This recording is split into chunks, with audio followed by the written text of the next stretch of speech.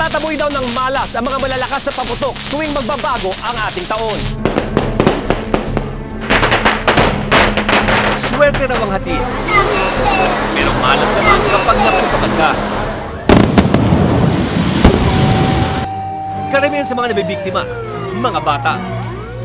Pikulo naman ang numero 1 sanhi ng firecracker-related injuries.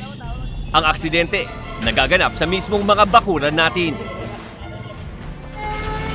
Kapag may isang bata ng sabugan ng mga paputok, unang-unang gagawin, itaas ang kamay at lagyan ng pressure yung sugat. Daan-daan dalhin siya sa tubig. Ay, tanda lang. Ilagay sa ilalim ng running water yung sugat. Okay lang. Linis lang natin. Sa ganitong paraan, natatanggal natin unti-unti yung mga debris na maaring nakasingit doon sa kanyang sugat. Pagkatapos, agad-agad maglabas ng antiseptic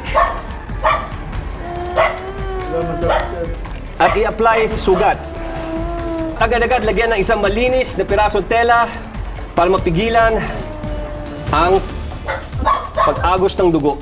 At agad-agad dalhin sa ospital, tandaan, yung kamay dapat mas mataas sa kanyang puso para maiwasan natin ang sobrang pagbawas ng kanyang dugo.